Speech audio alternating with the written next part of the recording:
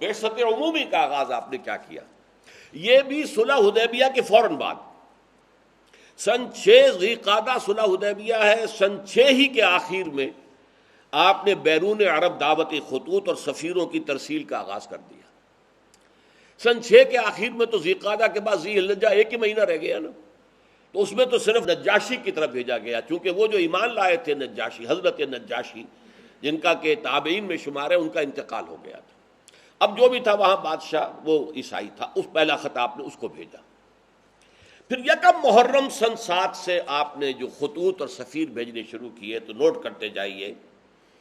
قیصر روم ہرقلیس، ہرقل اعظم،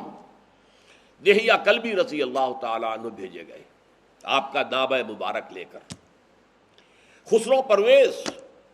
اس کی طرف عبداللہ ابن حذافہ سہمی رضی اللہ تعالیٰ عنہ، یہ بھیجے گئے خط لے کر۔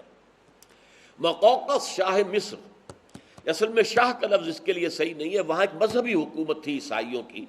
اور پیٹریارک جو کہلاتا تھا عیسائیوں کا، جو سب سے بڑا جو ہے سردار ہوتا تھا، وہ وہاں کا بادشاہ تھا۔ ان کی طرف حضرت حاتب ابن ابی بلتع، وہ جن سے غلطی ہو گئی تھی فتح مکہ سے پہلے کہ انہوں نے خط لکھ دیا تھا اپنے عزیزوں کی جان بخشی کے خیال سے،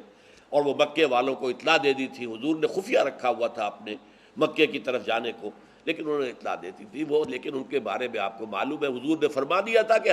یہ جو حاتب ابن بلتع ہے یہ تو اصل میں صحابی ہے اور بدری ہے، لہذا اس کے اگلے پچھلے سارے گناہ اللہ پہلے معاف کر چکا ہے۔ شاہ عمان کی طرف بھیجے گئے عمرو بن العاص رضی اللہ تعالی عنہ۔ اچھا، اب جو خاص طور پر جہاں سے کہ اب کشمکش شروع ہوئی ہے وہ ہے کہ شام سے متصل جو قبائل تھے عیسائی تھے، تو عرب قبائل یہ عیسائی تھے، کیونکہ رومن امپائر کے تحت رہے تھے، اس کے تحت انہوں نے عیسائیت قبول کر لی تھی۔ وہاں ایک دعوتی وفد بھیجا گیا، چونکہ کوئی ایک بادشاہ نہیں تھا، مختلف قبائل تھے۔ 15 افراد جو ہے اس میں شہید کر دیے گئے، صرف کعب بن عبیر غفاری بچ کر آئے ہیں وہاں سے، باقی وہ شہید کر دیے گئے۔ اب یہ چونکہ سلطنت روما کے تحت تھے، تو گویا کہ اب جو چھیڑ چھاڑ کا معاملہ شروع ہوا وہ سلطنت روما سے ہوا، اور یہ اس کو میں نے اپنے نوٹس میں لکھا، میں دیکھ رہا تھا کہ آئرنی آف دی فیٹ یہ ہے کہ وہ رومی عیسائی جن کی شکست پر مسلمان بہت دل شکستہ ہوئے تھے، دل گرفتہ ہوئے تھے، جبکہ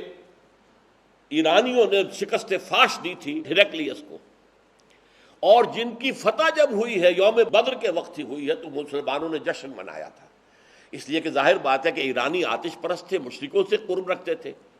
اور یہ عیسائی تھے حضرت عیسیٰ کے ماننے والے، تو مسلمانوں سے قرب رکھتے تھے۔ تو بدقسمتی جس کو میں کہہ رہا ہوں، اگرچہ یہ لفظ ہمیں استعمال نہیں کرنا چاہیے، ہر شے اللہ تعالیٰ کی حکمت کے تحت ہوتی ہے، البتہ آئرنی آف فیٹ جو ہے وہ لفظ مناسب ہے اس کے لیے کہ پہلا تصادم جو ہوا حضور کا صلی اللہ علیہ وسلم وہ ہرقلیس کے ساتھ ہوا، کہ 15 صحابہ شہید کر دیے ان قبائل نے کہ جو اس کے تابع تھے، اور خاص طور پر رئیس بصرہ شرحبیل بن عمرو غسانی، یہ بھی عرب تھا لیکن یہ بھی عیسائی تھا، باج گزار تھا، یہ بادشاہ کی شکل میں تھا، اور یہ باج گزار تھا رومی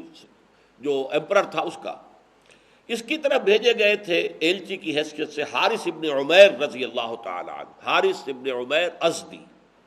اس نے ان کو بھی شہید کر دیا۔ گویا کہ آپ کے 16 سفیر جو ہے ان علاقوں میں شہید کر دیے گئے کہ جن علاقوں میں عیسائی آباد تھے، اور نمبر 2 یہ کہ جو ہرقل کے تابع تھے۔ یہ صورتحال ہوئی جس پر کہ پہلا رد عمل حضور کی طرف سے ہوا غزوہ موتا۔ اسے غزوہ کہتے ہیں، اگرچہ عام طور پر خیال یہ کہ غزوہ اسی کو کہتے ہیں جس میں حضور بھی شریک ہوئے ہوں، حضور اس میں شریک نہیں ہوئے، لیکن ظاہر بات ہے سفیر کا جو قتل ہوتا ہے وہ اعلان جنگ ہوتا ہے۔ اب گویا کہ شام کے ان عیسائیوں کی طرف سے اعلان جنگ ہو گیا،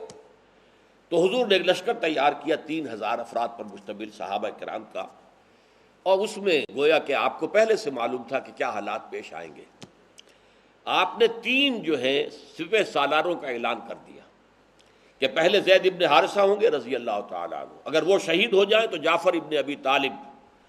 جو حضور کے چچا زاد بھائی ہیں، حضرت علی کے بڑے بھائی جعفر ابن ابی طالب، اور اگر وہ بھی شہید ہو جائیں تو عبداللہ ابن رواحہ، یہ انصاری ہے رضی اللہ تعالی عنہ۔ یہ 3 کا آپ نے نام لے کر تعین کر دیا۔ اب وہاں کیا ہوا، جب یہ 3000 کا لشکر جو ہے یہ حدود شام میں داخل ہوا تو معلوم ہوا کہ وہاں تو تیار ہے ایک لشکر 1,00,000 یا 2,00,000 پر، زیادہ روایات 2,00,000 کی، مقابلے کے لیے تیار ہے۔ اب انہوں نے مشورہ کیا کہ یہ ہم 3,000 ہیں، وہ 2,00,000 ہیں، فرض کیجئے 1,00,000 بھی ہوں تو کہاں 3,000 کہاں 1,00,000، کہاں 3,000 کہاں 2,00,000۔ لیکن سب لوگوں کا کہنا یہ تھا، حضرت زید بن حارثہ نے جب مشاورت منعقد کی کہ ہمیں تو شہادت چاہیے، ہمیں فتح شکست سے کوئی غرض ہی نہیں، فیصلہ وہ مقابلہ کریں گے۔ لیکن مقابلہ تو کیا، بہرحال آخر کچھ نہ کچھ تو دنیا میں ریشو پروپورشن کا معاملہ ہوتا ہے نا، طاقت کا عدم توازن، لہذا وہاں صورتحال بہت مخدوش ہو گئی۔ حضرت زید بن حارثہ شہید ہو گئے، حضور نے مدینے میں اعلان کر دیا زید شہید ہو گئے، اب کمان سنبھال لی ہے جعفر ابن ابی طالب نے، وہ بھی شہید ہو گئے، حضور نے اس کا بھی اعلان کر دیا۔ پھر اس کے بعد عبداللہ ابن رواحہ وہ بھی شہید ہو گئے، جن 3 کا نام حضور نے لیا تھا تینوں شہید ہو گئے۔ اب حضرت خالد ابن ولید نے، یہ میں کہنا بھول گیا کہ صلح حدیبیہ کے بعد جو اندرون ملک عرب حضور کی دعوتی سرگرمیاں ایک دم تیز ہو گئی تھی، اس کا نتیجہ یہ تھا کہ خالد ابن ولید جو غزوہ احد میں عارضی شکست کے ذمہ دار تھے، اور عامر ابن العاص جو سفیر بن کر گئے تھے قریش کے اور گئے تھے نجاشی کے پاس کہ ہمارے بگوڑے یہ آ گئے ہیں مسلمان یہاں پر، یہ ہمارے غلام ہیں، انہیں واپس کرو، یہ دونوں ایمان لے آئے اسی دوران میں، فتح مکہ سے پہلے۔ اور حضور نے فرمایا صحابہ سے کہ مکے نے اپنے جگر گوشے تمہارے قدموں میں ڈال دیے ہیں، یعنی یہ کوئی معمولی آدمی نہیں ہے،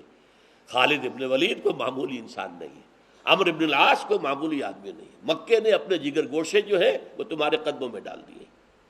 تو حضرت خالد ابن ولید رضی اللہ تعالی عنہ اب میدان میں آئے، انہوں نے خود کمان سنبھالی اور بڑی حکمت عملی سے لشکر کو بچا کر نکال کر لے آئے۔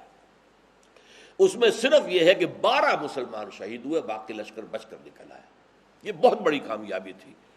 لیکن جب یہ لشکر واپس مدینے پہنچا، مدینے والوں نے مٹی پھینکنی شروع کر دی، بھگوڑے ہیں، یہ میدان سے بھاگ کر آئے ہیں۔ حضور نے فرمایا نہیں، یہ بھگوڑے نہیں ہیں، یہ تو آئے ہیں الی فئۃ، یہ اپنی بڑی جماعت کے پاس آئے ہیں تاکہ یہاں سے مزید کمک لے کر پھر جائیں۔ تو اس حوالے سے حضور نے فرمایا کہ نہیں، کو بھگوڑے مت کہو۔ تو یہ غزوہ مؤتہ ہوا، اگرچہ جرم کی سزا تو نہیں دی جا سکی، لیکن یہ بات کہ محمد رسول اللہ کے آدمی 3,000 ہو کر وہ 2,00,000 کے لشکر سے ٹکرا گئے،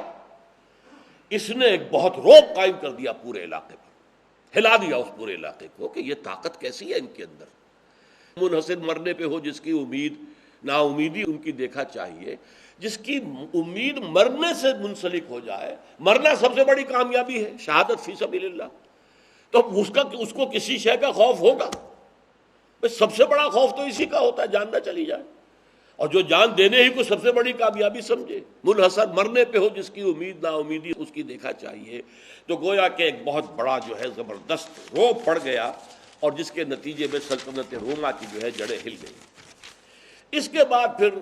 ہرقل نے تیاری کی زور شور کے ساتھ، تو نپ دی ایول ان دی بڈ، یوں سمجھیے کہ اب یہ جو ہے ابھرتی ہوئی قوت جو آ رہی ہے جزیرہ نما عرب سے، اس کو ختم کرنے کے لیے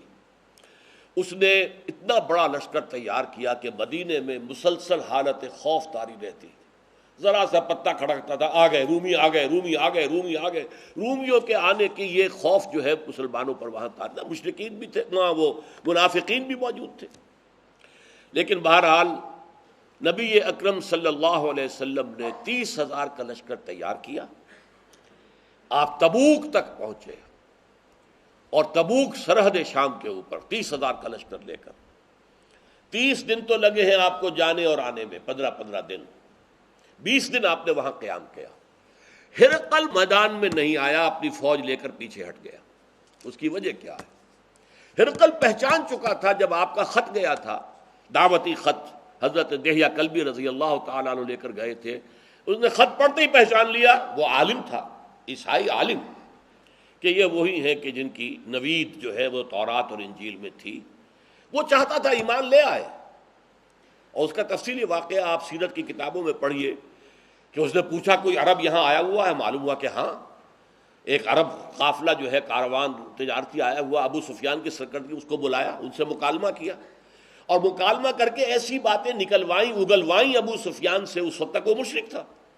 کہ جس سے سب لوگوں کو معلوم ہو گیا کہ یہ واقعی اللہ کے رسول ہے، اور یہ تو ہرقل جو ہے یہ تو مسلمان ہونے پر گویا کہ آمادہ ہے۔ اس پر ایک بڑا جوش و خروش پیدا ہوا درباریوں میں، سپہ سالاروں میں، ان کا غصہ، ان کے نتنے پھول گئے۔ تو ہرقل ڈر گیا، وہ چاہتا تھا جیسے 325 سال قبل قسطنطین اعظم جو تھا، ایمپرر کانسٹنٹائن، اس نے عیسائیت اختیار کی تھی اور پوری رومن امپائر عیسائی ہو گئی تھی، اسی طرح اب بھی ہو جائے کہ میں مسلمان ہو جاؤں اور پوری رومن امپائر مسلمان ہو جائے۔ لیکن یہ کہ جب اس نے دیکھا کہ میرے درباری، میرے مصاحبین، میرے سپہ سالار یہ تو نتنے ان کے پھول رہے غصے سے، تو وہ اپنی وہ جو بیڑیاں پڑی ہوئی تھی سلطنت کی، بادشاہت کی، انہی میں بندھا رہ گیا اور اس نے انکار کر دیا۔ پہچان چکا تھا، اس نے ساری تیاری اس اعتبار سے کی تھی کہ اس کا خیال تھا کہ جیسے غزوہ موتا میں حضور نہیں آئے تھے، مسلمانوں کا لشکر تھا، اس طرح شاید اب بھی محمد نہ آئے صلی اللہ علیہ وسلم۔ جب اس نے دیکھا محمد خود آئے ہیں صلی اللہ علیہ وسلم، اس کو پہچان چکا تھا کہ یہ اللہ کے رسول ہیں، لہذا وہ پیچھے ہٹنے میں عافیت سمجھی۔ چونکہ یہ ایک بڑا محاورہ ہے غالباً انجیل کے اندر ہے کہ وہ